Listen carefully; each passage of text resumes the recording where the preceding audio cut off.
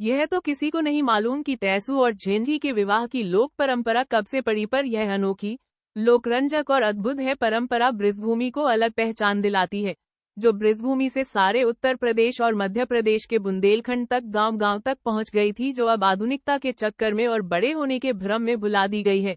इतिहास के पन्नों पर नजर डालें तो पता चलता है कि यह परंपरा महाभारत के बीत जाने के बाद प्रारंभ हुई होगी, क्योंकि यह लोक जीवन में प्रेम कहानी के रूप में प्रचारित हुई थी, इसलिए यह इस समाज की सरलता और महानता प्रदर्शित करती है।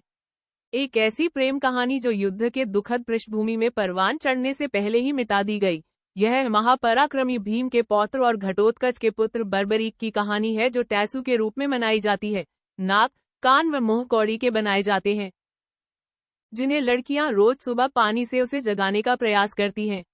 विवाह के बाद टैसू का सिर उखाड़ने के बाद लोग इन कौड़ियों को अपने पास रख लेते हैं। कहते हैं कि इन सिद्ध कौड़ियों से मन की मुरादें पूरी हो जाती हैं। विजयादशमी के दिन से शुरू होकर यह शादी का उत्सव यद्यपि केवल 5 दिन ही चलता है और कार्तिक पूर्णिमा को शादी संपन्न हो जाने के साथ ही समाप्त हो जाता है, किंतु हम उम्र बच्चे इसकी तैयारी पूरी साल करते हैं। कानपुर से लेकर झांसी तक और कानपुर से उरई होते हुए इटावा तक और बृजभूमि से राजस्थान के कुछ गांवों में होती हुई मुरैना में यह प्रथा घुसती है और भिंड होते हुए दोनों ओर से बुंदेली धरती पर परंपरागत रूप से टैसू गीत गूंजने लगता थे। अपने कटे सिर से महाभारत को देखने वाले बर्बरीक की अधूरी प्रेम कहानी को पूरा कराकर भविष्य के नव जोड़ों के लिए राह प्रशस्त करने की ब्रज क्षेत्र में प्रचलित टैसू झांझी की परंपरा को मध्य उत्तर प्रदेश और बुंदेलखंड की धरती सहेज रही है।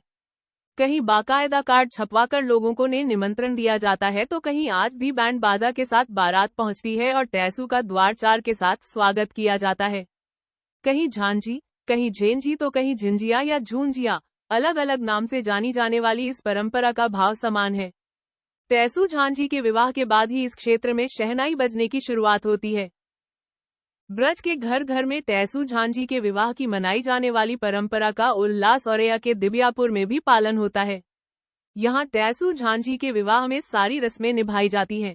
लोग मिलकर टैसू और झांझी तैयार करते हैं। बाकायदा कार्ड छपवाया जाता है।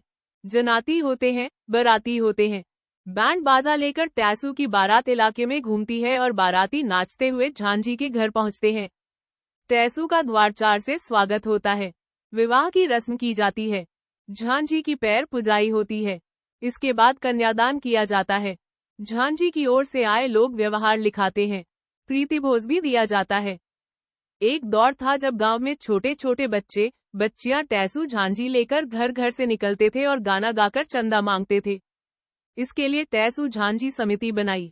हर साल कोई एक परिवार झांझी के लिए जनाती बनता और एक परिवार टैसू की तरफ से बाराती। कुछ इलाकों में शरद पूर्णिमा के दिन बृहद स्तर पर आयोजन होते। गांव कस्बा हर जगह आयोजन होता है। ट्रैक्टरों से बारात निकलती है। शहर में रथ व कारों के काफिले की बारात होती है। लोग यह भी मानते हैं कि अगर किसी लड़के की शादी में अड़चन आ रही है तो 3 साल झांझी का विवाह कराए। लड़की की शादी में दिक्कत आ रही है तो टैसू का विवाह कराने का संकल्प लेते हैं। कुंभकार ही टैसू झांझी बनाते हैं और लोग उनसे ले जाते हैं। इसके बाद शरद पूर्णिमा को झांझी की शोभा यात्रा निकाली जाती है। दशहरा पर रावण के पुतले का दहन होते ही बच्चे टैसू लेकर निकल पड़ते हैं और द्वार द्वार टैसू के गीतों के साथ नेक मांगते हैं। वहां लड़कियों की टोली घर के आसपास झांझी के साथ नेक मांगने निकलती थी। अब समय के साथ बदलाव आया है। अब कम लोग ही इस पुरानी परंपराओं को जीवित रखे हुए हैं। कानपुर देहात के ग्रामीण इलाके हों या फिर शहरी, यहाँ सामूहिक आयोजन भले न हो लेकिन घर घर में टैसू झांझी का विवाह होता था। मान्यता थी कि इस विवाह के बाद अन्य वैवाहिक कार्यक्रमों में कोई अड़चन नहीं आती।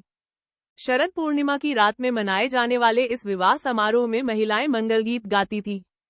किंवदंती है कि भीम के पुत्र घटोत्कच के पुत्र बर्बरीक को महाभारत का युद्ध देखने आते समय झांझी से प्रेम हो गया। उन्होंने युद्ध से लौटकर झांझी से विवाह करने का वचन दिया, लेकिन अपनी मां को दिए वचन कि हारने वाले पक्ष की तरफ से वह युद्ध करेंगे के चलते वह कौरवों की तरफ से युद्ध करने आ गए और श्री कृष्ण ने सुदर्शन चक्र से उनका सिर काट दिया। वरदान के चलते सिर कटने के बाद भी वह जीवित रहे। युद्ध के बाद मां ने विवाह के लिए मना कर दिया। इस पर बर्बरीक ने जल समाधि ले ली। झांझी उसी नदी किनारे टेर लगाती रही लेकिन वह लौट कर नहीं आए। इधर टैसू अटर करे, टैसू मटर करे, टैसू लई के टरे। यह गाना गाते हुए लड़कों की टोली, उधर झांझी के विवाह की तैयारियों में जुटे किशोरियां भी झेंझी गीत गाती। प्रयास किए जाते कि शादी से पहले झेंझी के एक झलक किसी भी प्रकार से टैसू को मिल जाए, पर मजाल क्या कि लड़कियां यह सब होने देती। दशहरा मेला में लड़कियां झांझी और लड़के टैसू के नाम की मटकी खरीद कर लाते थे। झांझी कन्या के रूप में टैसू को राजा के रूप में रंगकर टैसू वाली मटकी में अनाज भरकर एक दिया जलाते थे और घर घर जाकर अनाज और धन इकट्ठा करते थे। लोग बच्चों को इस आयोजन में खुले दिल से सहयोग करते और विवाह की रात पूरा साथ देते थे। सामाजिक सद्भाव न कि यह पर्व था। हर घर का अनाज और पैसा एक साथ मिलकर एक हो जाता है। न कोई ऊंचा न कोई नीचा। लड़कियों में अजब उल्लास रहता था तो लड़कों में भी। लड़कियों को भी उतना ही सहयोग दिया जाता था जितना लड़कों को। गांव के बड़े लोग शामिल होते थे। कुछ लोग बाराती बनते थे, कुछ लोग जनाती। फिर दशहरा से लेकर चतुर्दशी तक तैयारी चलती थी। रात में स्त्रियां और बच्चे इकट्ठा होते थे। नाच गाना होता था, बारात आती थी, खील, बताशी, रेवड़ी बांटी जाती थी, आतिशबाजी होती और फिर अगले वर्ष के लिए यह समारोह चला जाता। अड़ता रहा टैसू, नाचती रही झेंझी। टैसू गया टेसन से, पानी पिया बेसन से, नाच मेरी झिंझरिया आदि गीतों को गाकर उछलती कूदती बच्चों की टोली आपने जरूर देखी होगी। हाथों में पुतला और तेल का दीपक लिए यह टोली घर घर जाकर चंदे के लिए पैसे मांगती है। कोई इन्हें अपने द्वार से खाली हाथ ही लौटा देता है, तो कहीं ये गाने गाकर लोगों का मनोरंजन करते हैं। ऐसे होता है विवाह। टैसू झेंझी नामक यह खेल बच्चों द्वारा नवमी से पूर्णमासी तक खेला जाता है। इससे पहले 16 दिन तक बालिकाएं गोबर से चांद तरैया व सांझी माता बनाकर सांझी खेलती हैं। वहीं नवमी को सुअटा की प्रतिमा बनाकर टैसू झेंझी के विवाह की तैयारियों में लग जाती हैं। पूर्णमासी की रात को टैसू झेंझी का विवाह पूरे उत्साह के साथ बच्चों द्वारा किया जाता है। वहीं मोहल्ले की महिलाएं व बड़े बुजुर्ग भी इस उत्सव में भाग लेते थे। प्रेम के प्रतीक इस विवाह में प्रेमी जोड़े के विरह को बड़ी ही खूबसूरती से दिखाया जाता है। हिंदू रीति रिवाजों के अनुसार लड़के थाली चम्मच बजाकर टैसू की बारात निकालते हैं। वहीं लड़कियां भी शर्माती सकुचाती झिंझिया रानी को भी विवाह मंडप में ले आती हैं। फिर शुरू होता है ढोलक की थाप पर मंगल गीतों के साथ टैसू झेंझी का विवाह। 7 फेरे पूरे भी नहीं हो पाते और लड़के टैसू का सिर धड़ से अलग कर देते हैं। वहीं झेंझी भी अंत में पति वियोग में सती हो जाती है। लोक पर्व टैसू, शिवचरण चौहान। टैसू पर्व भारत के कई प्रदेशों में विजयदशमी, दशहरे के दूसरे दिन एकादशी से पूर्णिमा तक मनाया जाता है। उत्तर प्रदेश, हरियाणा, पंजाब, राजस्थान, गुजरात, बिहार, मध्य प्रदेश के कुछ क्षेत्रों में टैसू और झेंझी का पर्व मनाया जाता है और गीत गाए जाते हैं। गांवों, कस्बों में शाम होते ही चांद के निकलने के साथ बच्चों की टोलियां टैसू गीत गाते हुए निकल पड़ती हैं। बालिकाएं सिर पर मिट्टी का छोटा घड़ा या करवा, जिसमें करीब 1 दर्जन छेद होते हैं, जिसे कहीं झुंझिया तो कहीं झांझी कहा जाता है, लेकर निकलती हैं। झुंझिया के भीतर कड़वे तेल का दीपक जलाकर रखा जाता है। लड़कियां नाचते गाते झुंझिया गीत गाते हुए निकलती हैं। टैसू की तरह झुंझिया भी घर घर जाती है और मंगल गीत गाए जाते हैं। चांदनी रात में गांव के खुले स्थान पर गांव भर के बड़े बूढ़े, बच्चे व लड़कियां इकट्ठा होते हैं, जहां पर टैसू राजा व झुंझिया रानी का विवाह कराया जाता है और रात में ही उन्हें गणेश प्रतिमाओं की तरह गंगा में विसर्जित कर दिया जाता है। टैसू को मिट्टी से बनाया जाता है। कहीं कहीं बांस के टुकड़े में मिट्टी की एक छोटी मटकी बांधकर उसके आंख, कान, नाक, मुंह तथा बड़ी बड़ी मूंछें लगाकर टैसू बनाया जाता है। टैसू को कुर्ता पाजामा पहनाया जाता है। कहीं कहीं पैंट शर्ट में सजे टैसू भी बनाए जाते हैं। इसके अलावा गत्ते व पुआल के टैसू भी बनाए जाते हैं। टैसू को कहीं कहीं गड़बड़ा भी कहते हैं। टैसू लड़कों की टोलियां निकालती हैं, जबकि झुंझिया लड़कियों के सिर पर चलती हैं। वैसे तो अलग अलग प्रदेशों में अलग अलग टैसू गीत प्रचलित हैं। उत्तर प्रदेश में भोजपुरी, ब्रज, अवधी भाषा में जो टैसू गीत गाए जाते हैं वे मिलते जुलते हैं। भोजपुरी बच्चों की टोली चांदनी रात में जब घर घर टैसू को लेकर जाती है तो टोली के बच्चे गाते हैं, टैसू हो तुम वामन वीर, हाथ लिए सोने का तीर, बजरंग बेटा खड़ा निशान, बाएं हाथ चला पहचान, हरे बाग माँ डेरा पड़ेगा। सब लोगों ने पूछी बात, कितना लोग तुम्हारे पास? 80 प्यादे, 9 सवार। कुछ क्षेत्रों में दूसरा टैसू गीत गाया जाता है, इमली की जड़ से उड़ी पतंग, 900 मोती एक रंग, रंग रंग की बनी कमान, बाणों से भरेगा खलिहान। भैया भैया कहाँ जय हो, पांडव जितावे, हथिया मारी लाता, जाय परे गुजराता, करी कृष्ण कै सेवा, गुर्जर कै दुई चार परेवा, तैसू के दुई वार मजीरा, दो नौचे गंगा तीरा, गंगा तीरे ऐताई, चिकन बकरिया चिकवे जाई। कुछ कंजूस लोग जब बच्चों की टोली को चंदे के रूप धान, ज्वार, बाजरा, मक्का या पैसा नहीं देते हैं तो बच्चों की टोली गाने लगती है, तैसू अचल करें, तैसू मचल करें, तैसू लई कैटरें। तैसू गीतों से लगता है कि तैसू कोई पराक्रमी योद्धा था जो युद्ध के लिए जा रहा है। जनश्रुति के अनुसार 5 पांडवों में भीम के पुत्र घटोत्कच के पुत्र बर्बरीक को ही तैसू कहा गया है। महाबली भीम ने वनवास के दौरान एक राक्षसी हिडिंबा से विवाह किया था। हिडिंबा से एक पुत्र पैदा हुआ जिसका नाम घटोत्कच था। घटोत्कच का ही पुत्र था बर्बरीक। कहते हैं जब महाभारत का युद्ध शुरू होने जा रहा था तो घटोत्कच व बर्बरीक भी अपनी फौजें लेकर पांडवों के लिए पहुंचे। बर्बरीक बहुत बलवान किंतु घमंडी था। कहते हैं वह युद्ध में शत्रु या मित्र जिसका भी पक्ष कमजोर देखता था उसी की तरफ से युद्ध करने लगता था। श्री कृष्ण बैठे महाभारत युद्ध की रणनीति तैयार कर रहे थे तो बर्बरीक की डींगे अर्जुन से बर्दाश्त नहीं हुई।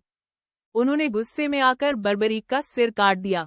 बर्बरीक के कटे हुए सिर ने भगवान श्री कृष्ण से प्रार्थना की कि वह उसे ऐसी शक्ति प्रदान करें जिससे वह युद्ध देख व समझ सके।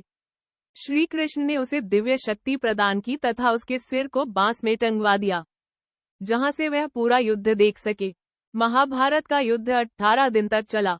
पांडव विजयी हुए। सभी डींगे हाँक रहे थे कि युद्ध उनके पराक्रम से जीता जा सका है। विवाद बढ़ा तो मामला श्री कृष्ण तक पहुंचा। श्री कृष्ण ने कहा, सारा युद्ध बर्बरीक के सिर ने देखा है, उसी से निर्णय करा लो। पांचों भाई बर्बरीक के पास पहुंचे और निर्णय देने को कहा। बर्बरीक बोला, घमंड बहुत बुरी चीज है। यदि मैं घमंड न करता तो मेरी यह हालत न होती। अब आप मेरा विवाह व अंतिम संस्कार कर मेरी आत्मा को शांति प्रदान करें। युधिष्ठिर बोले, तुम्हें उपदेश देने के लिए नहीं, निर्णय सुनाने को कहा गया है। निर्णय करो। तो सुनो, बर्बरीक बोला, तुम लोगों के पराक्रम से नहीं, युद्ध कृष्ण की नीति से जीता जा सका है। तुम नाहक अपने बल पर इतरा रहे हो। कहते हैं कि यही बर्बरीक बाद में तैसू के नाम से जन जन में लोकप्रिय हुआ और लोक जीवन में रच बस गया। आज भी गांवों, कस्बों में बच्चे, किशोर, युवक तैसू की आकृति, मूर्ति बनाकर तैसू यात्रा निकालते हैं और गीत गाते हैं। लड़कियां जगमगाती झुंझिया निकालती हैं और घर घर जाकर गीत गाती हैं। मेरी झुंझिया और मांगे, चौर मांगे, 16 श्रृंगार मांगे, बांह भरे की चूड़ी मांगे, दोनों पग की बिछिया मांगे, नई नई घांघरिया मांगे। मेरी झुंझिया चली है, सुहाग नारे सुबना, मेरी झुंझिया का पूजा आप नारे सुबना। कई स्थानों पर अलग अलग गीत हैं। रात में एक स्थान पर सभी इकट्ठा होते हैं और तैसू राजा, झुंझिया रानी का विधिवत रस्मों सहित विवाह संपन्न होता है। महिलाएं मंगल गीत गाती हैं और फिर आधी रात को नदी या ताल में तैसू राजा व झुंझिया रानी को विसर्जित कर दिया जाता है। तैसू उठने के 2 रोज दिन पहले बच्चे हिरन बनकर गांव भर में नाचते कूदते व गाते हैं। हिन्ना गुड़ और बाउर, हिन्ना मांगे तिली चाउर। अगले दिन एक बच्चा अपने शरीर पर नीम के पत्ते बांधकर भालू, रीछ बनता है और घर घर जाकर नाच दिखाता है। उसके साथ के बच्चे गाते हैं, हुक्का पीले दम लगा ले, काले वन का रीछ नाच दे, ताक दिना दिन ताक दिना। 14वीं वाले दिन बड़े बूढ़े बच्चे इकट्ठा होकर पुआल, कांस, कुआ से एक बड़ी मोटी रस्सी बनाई जाती है। इस रस्सी को बाट कहते हैं। गांव के लोग 2 भागों में बंटकर बाट को खींचते हैं। जिसके हिस्से में बड़ा टुकड़ा टूट कर आता है वह विजेता होता है। इसे बाटा चौदस कहते हैं। मध्य प्रदेश व गुजरात की कथा के अनुसार तैसू व झांझी की प्रेम कथा मशहूर लोक कथा है जो आज भी परंपरा के रूप में होती है। मध्य प्रदेश में कुछ क्षेत्रों में झांझी को गड़बड़ा कहते हैं। दशहरे से लेकर दीपावली तक तैसू पर्व मनाया जाता है। क्वार माह सितंबर अक्टूबर की शरद ऋतु की सुहावनी चांदनी रात में गांव गांव में तैसू पर्व मनाया जाता है। कहते हैं तैसू भीम का पुत्र तथा चंबल क्षेत्र का शासक था।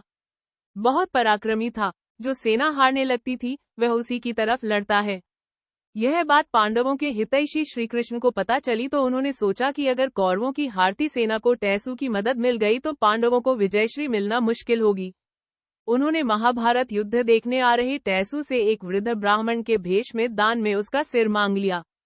टैसू ने सिर दान में दे दिया, किंतु शर्त रखी कि वह पूरा महाभारत संग्राम किसी ऊंचे स्थल से देखेगा तथा युद्ध समाप्ति पर अपनी प्रेमिका गड़बड़ा झांझी रानी से शादी करेगा। कृष्ण ने उसकी दोनों इच्छाएं पूरी की। ऊंचे बांस पर टंगे टैसू के सिर ने 18 दिन युद्ध देखा और फिर शरद पूर्णिमा की रात में झांझी से शादी कर दोनों ने एक साथ प्राण त्याग दिए। गुजरात व मध्य प्रदेश के कुछ गांवों में शरद पूर्णिमा को विधिवत टैसू व झांझी का विवाह कराया जाता है और जल में दोनों के पुतले विसर्जित किए जाते हैं। टैसू व झांझी की कथा पंजाब में सोहनी महिवाल की प्रेम कथा से मेल खाती है। मध्य प्रदेश में गड़बड़ा धांधी लेकर लड़कियां निकलती हैं। एक मटकी को लेकर उसके बीच में चारों ओर गोल गोल छेद कर लिए जाते हैं। मटकी गगरी में चूना पोतकर उस पर सुंदर चित्रकारी की जाती है। फिर उसके अंदर सरसों के तेल का दीपक जलाकर रखा जाता है। लड़कियों की टोली घर घर जाकर गाती है, गड़बड़ गड़बड़ लाडी लो, सेरी भागी जाए के बाई को गड़बड़ी, सेरी लागी काटोला, नहुआ के घर जाए के बाई को गड़बड़ी, नहुआ दीनी निहनी, बसोड़ा दीनी छाबैया, माली के घर जाए के, माली दीनी फूलड़ा, देव चढ़ावन जाई के, देव ने दीनी लाडुला, मगरा बैठ खाई के बाई को गड़बड़ी, मगरे लागा मुसरा चूहा, कोने लग गई बाई के घूस को गड़बड़ी। टैसू बांस की 3 खपचियों के सहारे लड़के खुद बना लेते हैं या बाजार से खरीद लेते हैं। कई जगह हुक्का पीते तलवार चलाते टैसू बनाए जाते हैं। बच्चों की टोली घर घर जाकर गाती है, मेरा टैसू यही अड़ा, खाने को मांगे दही बड़ा, दही बड़े ने पूछी बात, कह दे बेटा मन की बात, आगरे के टेकरे से लड़की सुनार की, उसके भूरे भूरे बाल, उसकी नतनी 1000 की, सोने के कानफूल, सोने की आरसी, महल बैठी ढोलकी बजाती, ढोलकी की तान अपने यार को सुनाती, यार का दुपट्टा सारे शहर की निशानी, मांगो रे लड़को आई दिवाली, रेल चली है खटके से, चवन्नी निकालो मटके से। बच्चों की टोली तब तक नहीं टलती जब तक चंदे में अनाज या पैसा नहीं दिया जाता। पहले गाते हैं, टैसू आए घर के द्वार, खोलो रानी चंदन के वार। अगर कोई कंजूसी करता है तो टोली के बच्चे गाने लगते हैं, टैसू की मर गई नानी, नानी बड़ी सयानी, नानी की थी बिल्ली, बिल्ली बड़ी चिबिल्ली, बिल्ली खाए बर्फी, बर्फी में लगी पन्नी, दे दो एक चवन्नी। अंतिम दिन टैसू व झांझी का विवाह कराकर उन्हें तालाब या नदी में प्रवाहित कर दिया जाता है। इस पर्व में धान, ज्वार, बाजरा या रुपयों पैसों को इकट्ठा कर बच्चों की टोली मिठाइयाँ, पटाखे खरीदती है। बुंदेलखंड में टैसू पर्व 5 दिन मनाया जाता है। शरद पूर्णिमा को टिस्वारी पूर्णिमा या टैसू पूर्णिमा कहा जाता है और यह पर्व उल्लास से मनाया जाता है। बच्चे गाते हैं, टैसू टैसू कहाँ गए थे, पत्ता तोड़ने गए थे, पत्ता ले गयो कौआ, टैसू हो गयो नौआ, नौआ ने मूडे, टैसू हो गए ठूठ, ठूठ मुंह रखो अंगरा, टैसू हो गए बंदरा, बंदरा ने खाई पाती, टैसू हो गए हाथी, हाथी ने गहलई गैल, टैसू हो गए बैल। कहीं कहीं पर बाल टोलियां टैसू गीत कुछ इस तरह गाते हुए निकलती हैं, टैसू की गैया लचपे दरिया, 9 गठरी भूस खाए, गंगा पीवे जमुना पीवे तऊ पियासी जाए। टैसू गीतों में मनोरंजक बातें होती है तो झेंझी गीतों में पारिवारिक व सामाजिक विषयों का चित्रण पाया जाता है। लोक गायिकाएं पहले इन गीतों को खूब गाती थी।